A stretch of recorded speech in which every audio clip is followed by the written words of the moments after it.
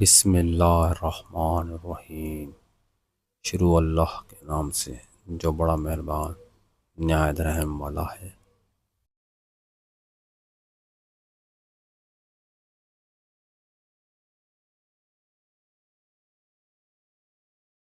تم دنیا سے عداوت رکھو، اللہ تعالیٰ تمہیں محبوب رکھے گا۔ انسان کا سب سے بڑا دشمن گناہ ہے۔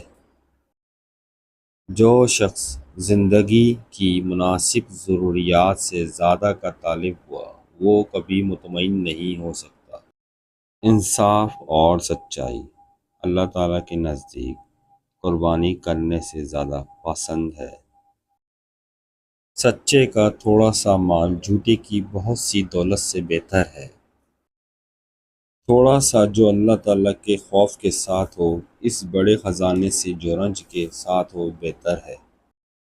ہر اچھا کام پہلے ناممکن ہوتا ہے۔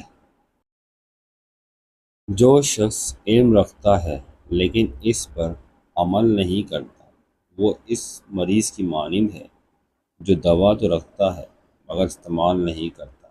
جب تمہاری روزی دوسروں کی روزی سے الگ ہو تو پھر یہ بے صبری اور پریشانی کیوں؟ اپنی ضرورتوں کو محدود کر لینا ہی بڑی دولت مندی ہے۔ اللہ تعالیٰ اور انسان کے درمیان ایک ہی پردہ ہے جس کا نام نفس ہے۔ شکر آدھا ایمان ہے۔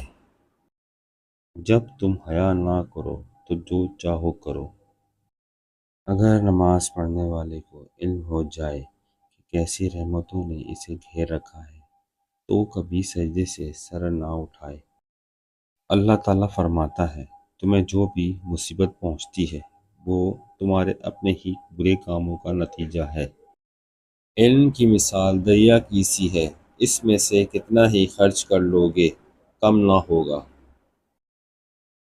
کوئی کمزور شخص اگر تمہاری بے عزتی کرے تو اسے معاف کر دو، اس لیے کہ بہادروں کا کام معاف کرنا ہے۔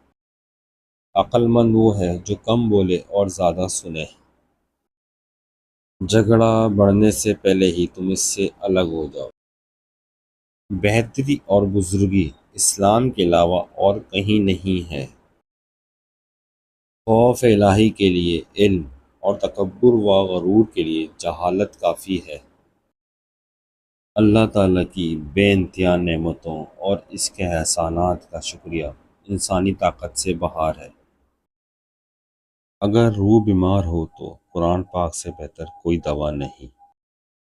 صبر کرنے والوں کا مقدمہ اللہ تعالیٰ خود لڑتا ہے۔